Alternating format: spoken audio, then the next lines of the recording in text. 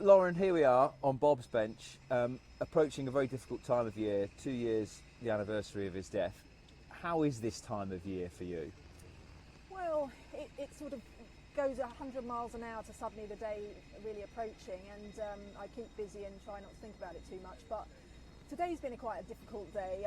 You start really remembering what it was like 2 years ago now, this week, and you know how ill he was and having to get him to hospital, and he died 2 days later. So I can really remember those moments, and it's really sad.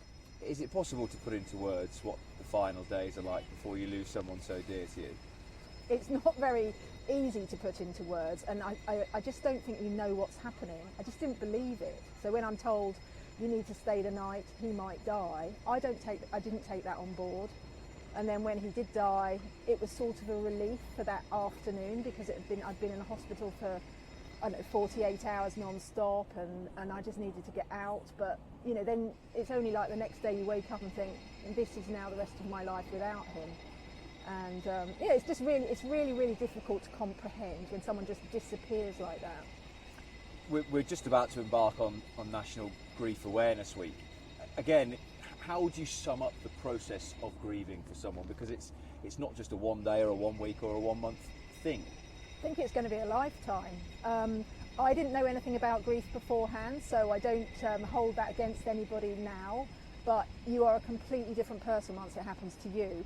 And you realise that the people who haven't had this experience do not understand it. And it's a very, very difficult experience, and you need to find people who can talk to you properly about it, which is why I'm very keen on sort of grief counselling, and that's been really, really helpful to me, and also to talking to people who have been through similar experiences. I appreciate this is probably a stupid question, but what are the things that you miss most about him? It's a difficult question to ask, because it's just sort of everything. It's just his, you know, he was 6'6", his physical being. He was very funny. He looked after me. We were a team. We made decisions together. Now I have to do all of that on my own. You know, people say to me, invite me to things, and I think, oh, who am I going to go to that with?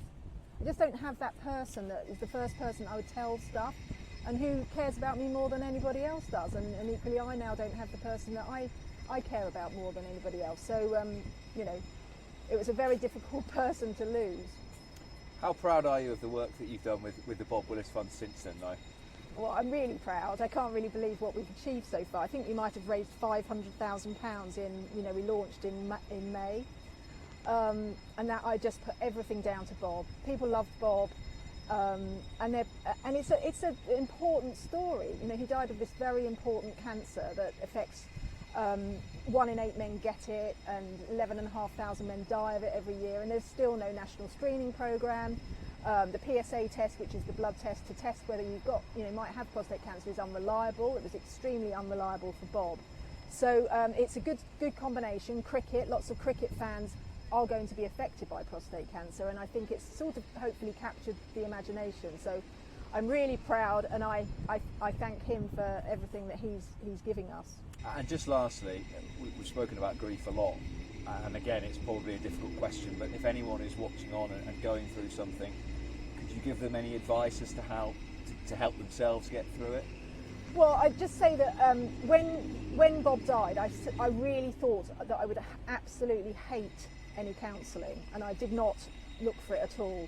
But 6 months later, when you know, friends and family start sort of tailing off the help, I still needed help, and I did reach out to Cruz Bereavement Care. Got the most amazing woman who I adore, and she helped me so much. I've now got a therapist, so I still speak. Talking is so important. It's just vital and so helpful. And you know, they say if you don't talk, it'll all build up, and then the bank will burst further down the line. So I'm trying to get it out now, but it isn't easy.